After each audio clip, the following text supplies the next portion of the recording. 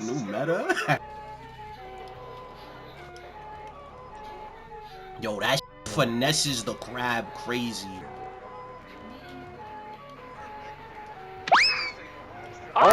Today I'll be showing you the best non-meta dribble moves in NBA 2K24. Now I'm not gonna lie, this has to be the most fun I've had with dribbling in a while, because you know we're going on year 3 with Steve Francis and Trae Young, so I decided, yo, let me go and try something new. Now all of this footage you're seeing is literally my first day even using these dribble moves, so I don't even have it perfected, and you could see the clips that I'm getting. So like, if this is the first day of me using them and I have all of these clips, this should let you know like there's a lot more potential when it comes to using these moves. And another main thing that I kind of want to even touch on with it is the movement with these moves is a lot different compared to Steve Francis and Trae Young. Because if you notice, since like the meta dribbling, it's a whole lot of like left and right and wide movement with like the crossovers, but the moves I have on is more north south, and a lot of the moves are like working in a tight space, but there's still like the escape cross you could use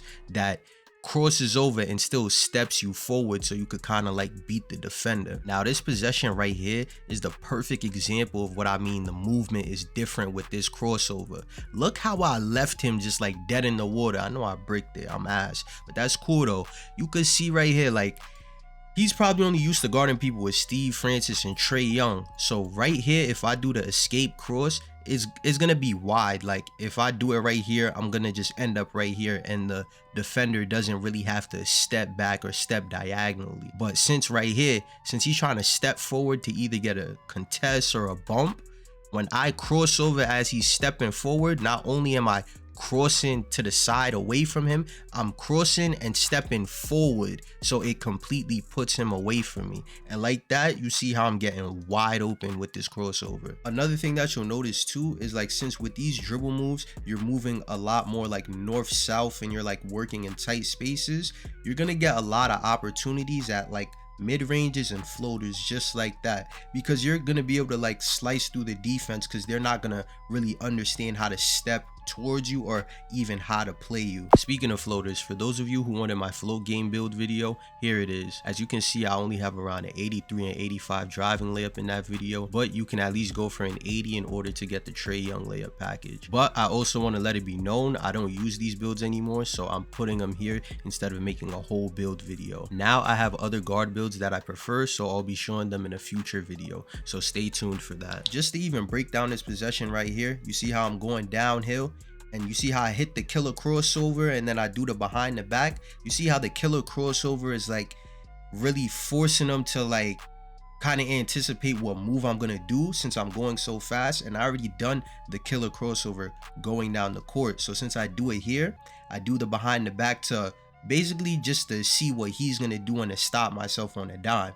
And instead of, I was expecting him to like, you know, move back to play my drive, but he sets a charge. But since I stop on a dime, I just cross right around him, and like that I get a floater. So these moves can make you a threat on like all 3 levels of the court, because like you can still operate at the 3-point line behind the screen, but then you have certain moves that let you get a step ahead of the defender, so that you could work in the mid-range, or you could go full speed and then say the mid-range, I'm gonna go for a dunk or a layup. All right, let's take this possession here for example. You know, I'm trying to, you know, get myself open off of the lockdown, and he's not even really able to bump me. But you see right here, they're trying to fake the help, and I'm able to just like split through the middle and find an open floater. You're gonna get those little like, you know, pocket mid-ranges and floaters that you could shoot, but they still have to guard your 3 too, because you can get yourself open over there. Another thing too, I don't know if you guys noticed, but also the crabs that you could get with these dribble moves are so much like better than the other ones, because again, everybody's gonna guard you like you're using Trae Young and Steve Francis. So you see right here how I just like, I beat him one step, and then as soon as I do the cross, it puts me a step ahead and right in front of him.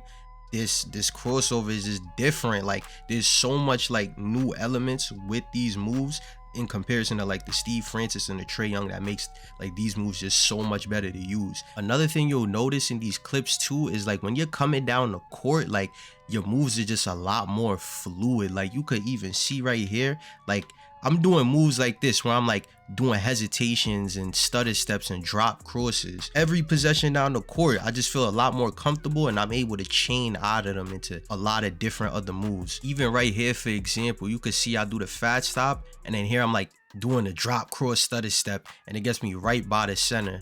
I'm trying to start playing like this, like more of a like realistic kind of real life style of play, because you see how when I do the drop cross it makes the center just step a little bit, like even just going downhill more just to throw the defender off just real quick like it's real life. For you guys that don't know, I've been playing 2K for a long time and I never really cared to like do the meta. Like I've always made different type of builds. I like using different dribble styles and whatnot for my channel based on the tutorials and the content that I make. You would think I only like to dribble behind the screen, do left right, but nah, I like hitting defenders with 1 2 3 moves. Like I don't care to use a different play style here and there, doing 5 out or pick and rolls. It's just probably for the past 2-3 years I haven't really done that much because we kind of been restricted to the same old meta, especially in 21 with the whole speed glitch and most people just using a play shot lock and big.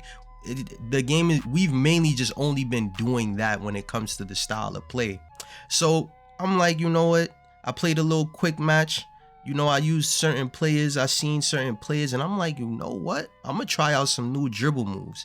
And y'all see what I'm doing with these dribble moves. I'm playing a whole nother game. I'm not playing the same game as everyone else. This is a whole different experience for me, and to be honest, this is the most fun I've had playing guard like this whole year. Now you feel me? Just watch the stutter again. It go to the you feel me? You feel me? You feel me?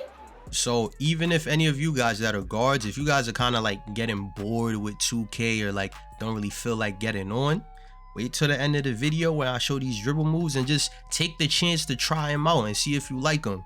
What I really like about these moves is like you look a lot more shifty. Like once you get into your combos, you're gonna see like your player's gonna start like stuttering his feet, you know, doing like the short choppy steps to like throw the defender off. Like you even this right here, like this possession right here is just like too beautiful. Look at this. I come down the court, hit him with the killer crossover, I stop on a dime to avoid the charge into the floater. Like I don't really care to play the meta all the time. I like like this where I could play as if it's real life. Now you guys are probably wondering, does it work against comp though?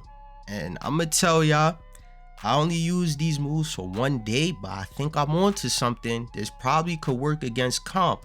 And the reason why I say that is because I'm gonna show y'all this right here. So boom, so basically we went into ranked pro-am 5v5. So I want y'all to see what kind of player I went against, y'all. That shit sound familiar. I never seen a movie Underdog. Underdog. 99 steal, dog? 99 perimeter D. Look at the lockdown. A 99 steal with a 99 perimeter defense, bro.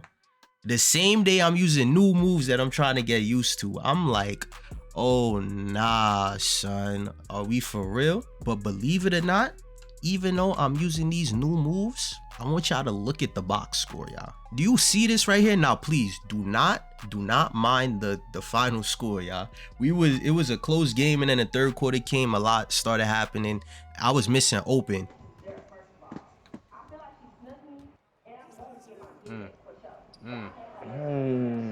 Oh. I'm under. Oh wow. It's hilarious. Now, understand, I'm 5 for 15, but that's because I wasn't able to time my jumper. I was missing open shots. But when I tell you I was moving and getting open, I really was. But the biggest thing I want y'all to notice is he has a 99 steal and he has 0 steals with 4 fouls. And he didn't pluck me not once. So it's not like you can't use this build against comp. You literally can. You have to realize a lot of the locks in like the competitive scene might have like a 94 perimeter defense with a 95 steal. I'm playing against a lock with a 99 perimeter, 99 steal, and he's a 97 overall. I forgot to mention that too. So he has to have like his Hall of Fame glove, Hall of Fame interceptor. This is a nearly maxed out build. So I'm playing the best possible lockdown build in the game, and I did not get plucked once. Also, if you're somebody that knows how to L2 cancel, these moves are like so effective, because you'll notice a lot of the times when I'm crabbing and beating my defender, I'm doing the L2 cancel, which you guys could check out on my channel. I show you guys how to do it with L2 and without L2.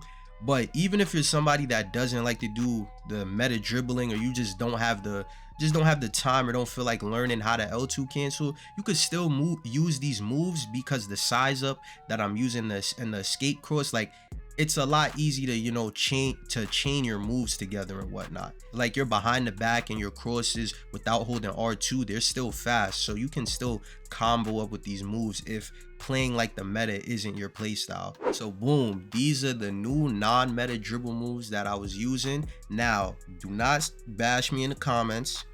I understand Kyrie Irving dribble style and John Wall step back is meta. The only reason why I have these on is because I need them to like combo up my moves and stuff. Like especially the snatch back on the John Wall step back is really good for chaining moves and resetting yourselves.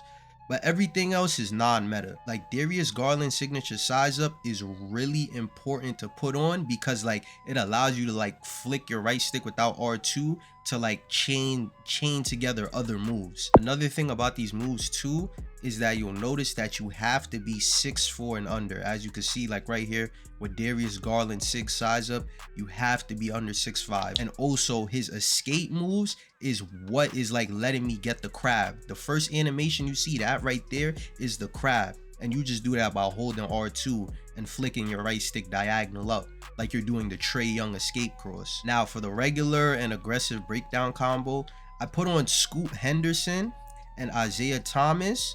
And the reason why I do that is, if you notice, as soon as you do them, it just goes into like a quick like between the legs behind the back. So for me, it's more about if I accidentally do them, it still looks like I'm purposely doing it in my combo. So if I accidentally flare one of them off, I could just easily go back into another move. Now for my combo moves, I'm using Tim Hardaway. And the reason why I'm using Tim Hardaway is, come on, for the basketball players out there, you gotta have the killer crossover. I've been using that a lot up the court. Put on Tim Hardaway for that killer crossover. Now crossover Kyrie Irving, and this is how you get the little drop cross right there. I've been using that too going up the court. Behind the back, James Moon, and as you can see with James Moon, what I like about it is like the behind the backs from the old 2Ks. Like I don't remember which ones, if it's like 20 or 22, I can't really remember. But the thing about this versus Jamal Murray is wider and gets you open more. But with the James Moon, I feel like it's like probably like 4 or 5% faster, just like to let it like go off. But the thing is, it's not as wide. But even though it's not as wide, most people are gonna play your behind the back like it's the Jamal Murray. So you could use the James Moon to like combo up to like do a behind the back in a small space and then burst out of it or go into another move. And also for the spin, I have on Jamal Murray's spin. The reason why I have it on is because I like all of these animations, like especially coming down the court. I haven't got the chance to try it yet. I want to try. You see how there's like one animation right there with the behind the back spin. I want to see like how it is going down the court. Now hesitation, I forgot to mention in the footage, I'm using Ja Morant, but I'm only gonna use James Moon from now on. I just was in the middle of like adjusting to everything, but I'm gonna use James Moon for this power dribble. No, not that right there. That power dribble right there, that little like hezzy. I want to use it to like, you know, kind of throw the defender off to see if he bites at that hesitation. But if you're a guard who wants to understand how the best pro-am defenses are ran, be sure to check out this video where I break them down step by step, and I'll holla at y'all on the next one.